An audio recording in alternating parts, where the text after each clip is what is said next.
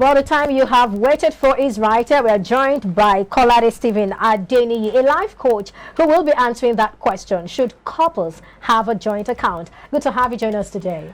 Great to be on the Daybreak Show with the gentleman and the delectable lady herself. You can say that again. I feel very honored. Oh. Up until when you begin to ask me questions, I don't know my business. So. Well, he's going to start the questioning.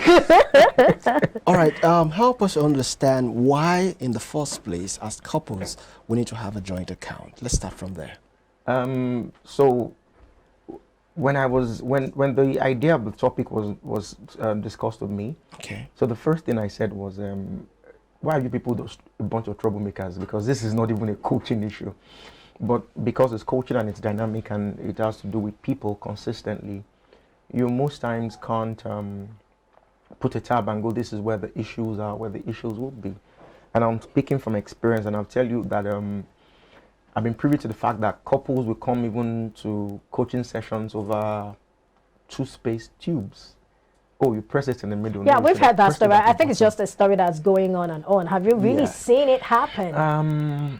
I would say yes, I have. Okay. I have Fair enough. Issue of pet peeves and the likes. You'll be shocked. So, and you were saying something earlier before we came on, before we went on break, about how you feel, why you feel money is one of the issues. Money is one of the things that causes issues in a marriage. True. But I'll approach it a bit different, which is this. The idea behind money are two things I will establish, and I want to establish one thing first, which is this. Money by itself does not have a life of its own. And I'm saying that pointedly. Money always picks the life of the owner. Money gets life from the person that owns the money. That means if you are an excited spendthrift, anytime money comes across you, that's the experience the money will have. Yeah. If you are a judicious person, you save and all of that, the money will pick that same expression and create that experience for you. Then you now want to talk about the 3 M's of money. So what are the 3 basic M's of money? Which is that number 1, you want to make money. Number 2, you want to manage money. Number 3, you want to multiply money. So if these 3 M's are a standard guide in a home, then you now need to have the conversation that most couples don't even have when it comes to marriage or issues. And one of those issues is what is the ideal kind of life that we want when we get married? That is a conversation most couples don't have. And that's before getting married? Before getting married. Yeah, okay. And even if it's not a late conversation, since it's a new year, so you can call your spouse and say, husband, wife, let's have this conversation. I'd like us to start from, before marriage. So let's take it up from there. Okay.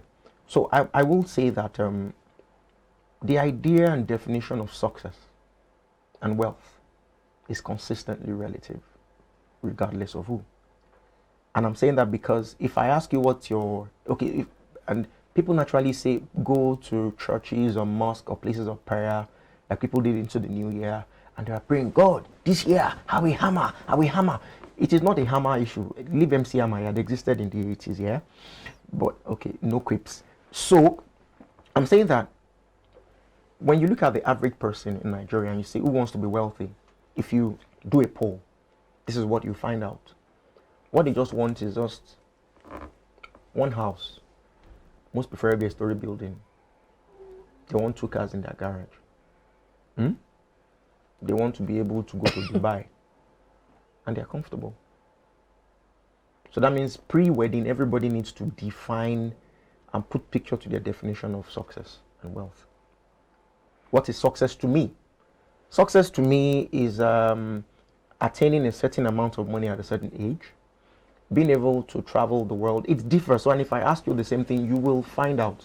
But because it's so where do we go from there? Well, after having that conversation around, what success means to me and what success means to my spouse or to my fiance. Okay, great. So I like that. So the biggest ideal behind coaching is the concept of what we call starting with the end in mind.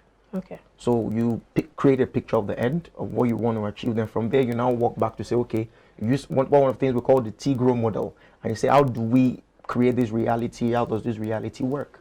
And then you walk back from there. So if we have a picture and we say that I want my children to go to, say, a British curriculum school. Okay. And my salary, hypothetically, my salary as the man is, let's say, 150,000. And my salary as the wife is 100,000. So that means hypothetically your salary together jointly is only not, it won't take the child to British curriculum, but to take the child to a Bri curriculum. You teach That's not fair. You have to hustle. And I jokingly say, which is the truth. So there's a difference between hustle and hustle. Okay. So you have to know the difference. So whether you want to hustle, you have to say, okay, so when you don't have because you can't afford British, but you can go to Bri. So that one you have to hustle. so you genuinely have to now decide what works. So your picture will now determine what kind of lifestyle you have. Okay. Where you live, what kind of savings you can create, what kind of home you live in, what kind of car you drive. So at that point, the things I was coming in with, I mean, the ideas I used to have, and then maybe my own financial plans that are already working for me. At that point, I might need to collapse them so we all fall in line with this new path now. Yes. So at that point, you're having a conversation for two people, not one person. Yeah. And regrettably, even though it's not a topic, it might be off the topic, but I think it's a conversation also worth mentioning. Is that so? From experience, I found out most times, and I'm saying this also pointedly, that 95% of married women that I know on live TV, I can't throw stones. So a lot of women were happier single than they were married, because when they were single. And when you say 95%, that's a whole lot. I mean, yes, you have exactly a survey or something to back that up, or based on the people you've seen so far. Based on I don't have a survey on paper. Okay. But based on the number of interaction I have from time to time, whether I'm in a training session or I take a poll or something, I do a Mentimeter poll here and there, I see the feedback I get. In fact, jokingly, oh God, I'm not going to. No, let's say this thing. You're not mentioning. I think he needs to land on this. Just a moment. I'm going to allow you to say whatever you want to say. I'll pick up the train of exactly. I don't want us to leave the topic, because my question from the onset was, why is it important for couples to have a joint account? I think he's answering that question by taking us to because we're talking about success and all that angle about it. But yeah. I think that question has not been addressed, because I have a reason why I asked you that question. Okay, sir. So why do you think it's essential for couples to have a joint account? It still falls back to what I was saying. Yeah, can you just nip it in the bud? Okay, so nipping it in the bud for me, so I believe in setting background to every conversation, and it's important that you understand the get-go. Because there are no two fine prints about having a joint account. Okay. It is not an important thing to have a joint account. But it is not. But it has its own you ask a question, Sabi. Okay. You want me to get there. Okay. So be calming down for me. Okay. Don't rush me. Come on, dear Ross. So I'm saying invariably that, number one, let's establish this. It is not a must for couples to have a joint account. Okay. First, if you choose to have a joint account, then it is more something that is born by the understanding of both parties. So it has to be an agreement for both parties. And then, because I said it is not important, meaning that, so let's understand that you can be married people and both of you don't have a structured means of income. Or probably one of the party has a structured means of income and the other party is buffering the other one, and then you want to have a joint account. Come on, let's be practical. How does that work? So there is already an upset in the idea as it stands. So in that way, it will not give you the desired result that you want. So that's why I would keep on saying that start with an end, create a picture, then start from the beginning and build towards what you want. I've seen couples who have joint accounts. I have loads of friends that I know, and I can say if I poll my friends, maybe just in the 2 percentile would share joint accounts. And the reason being that a number of things, and you were talking earlier about emergency funds and all of that. So we're in an environment that's so dynamic that when there are emergencies, everybody pulls out and reaches out to social media, and social media suddenly becomes the emergency channel for funds. And we've seen that over and over and over and over and over. Recently I had a conversation with a friend whose father had cancer some years ago. And she was telling me, and I'd always taught them to be very affluent people, and she told me how they had to reach out for help to deal with the cancer issue and everything. So 2 years ago, I was also in a similar case with my father who had cancer. But interestingly, we were able to sort out the bill within the children without reaching for any external help. Did I have emergency funds for my father's ailment? No, now. You think I'm saving money to be sending someone to the hospital? Damn no. But when there was a need for it and I found out my father needed the money that I had saved up suddenly became the emergency fund. Sure.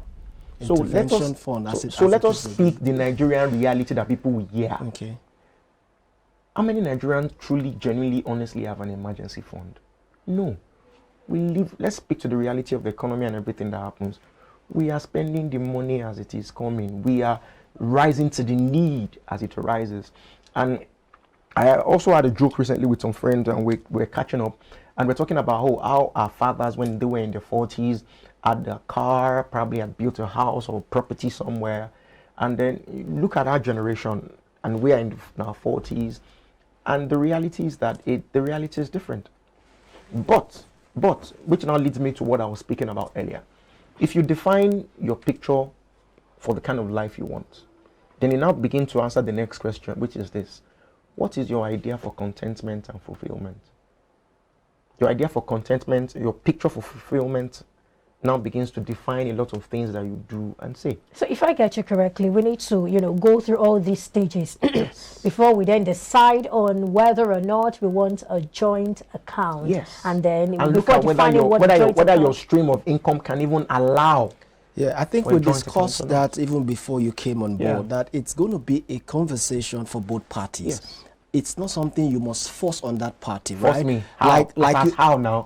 Like you said, each party must have something they get as income for them to be able to put something aside, right? Yeah. Now let's assume, hypothetically. Yes, let's assume that both parties are working and they are getting reasonable income. Reasonable income will be what, sir? We don't want to have... No. It's hypothetical. So let's draw it down to the narrow. Okay, let's say the party A, which is the husband, is having 150K as income that comes in. Then the party B, which is the wife now, is having about 80 to, let's say, 100. Don't do that. Women are watching us. Please. They will say we are coming for women. No, woman is 80K. Please, the woman is earning 250. What is it? Okay, let's say 100.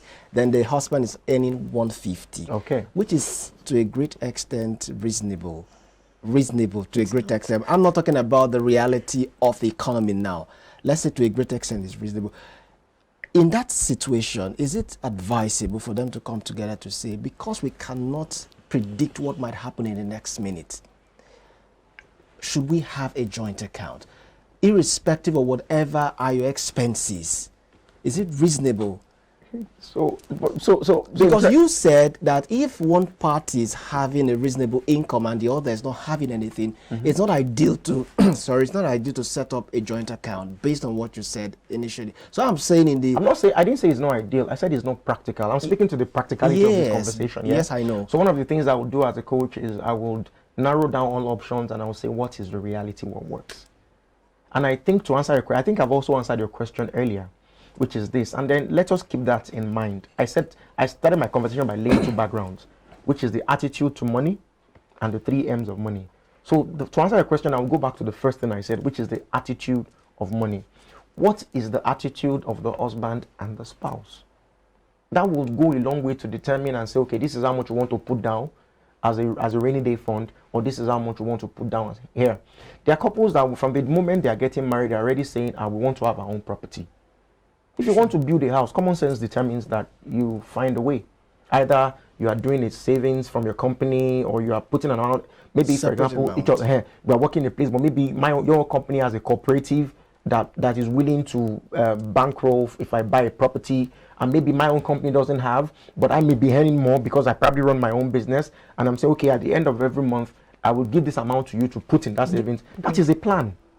But that is not, you can do that without it being in a joint account. Because the money you are sending for the property, you're not sending it to your spouse. I don't know whether I'm making sense. Sure. You're sending it to the maybe the organization within the company that takes care of that. So it now falls down to one thing. What is the value system of the person that has the money? That is always the start. If for example, hypothetically a couple who the wife must go to party, she must do a standard Owambe all the time, and it's a value for her to show up and wear the nice things of life, and the husband can't be bothered. My brother, we know exactly where their joint account is going to. The only thing they will jointly do is jointly frustrate themselves. All right. Now, when we understand the attitude that these individuals have towards money, is there a way we can work around it so that irrespective of my attitude will not, disrupt a nice plan, a good plan that would, at the end of the day, be to the benefit of everyone in the home? Because, when we talk about a home, for those who want children, we're looking at the father, the mother, and the children. Yeah. So what should we do in that case? Okay. Irrespective of, whatever my attitude is. To money. So yes. It's still the same thing. My attitude will determine how I raise my children. It will determine what is priority for me when it comes to money and my children. So yeah, irrespective of that, I'm looking at, I'm not your partner, but hypothetically speaking, you have a partner who is more interested in, taking things easy, not being spent thrift, being judicious with spending and all of that. And then you're the one who loves to party. Shouldn't we have a conversation? Spending. Shouldn't we have a conversation and talk about, irrespective of whatever you spend, 50% is all we need in this joint account. And whatever you do with the remaining is none of my business, because we have a joint account which is funded by both of us. So whatever you do, if you like, buy a house and put on your head. Okay. So I like the fact that you're driving between the devil and the deep blue sea, and you keep trying to get me to have that sort of conversation. And you notice that the more you try to do it, the more I try to veer Not away necessarily. from it. We're being practical here also. You were the one who talked about the practical someone. devil now. So,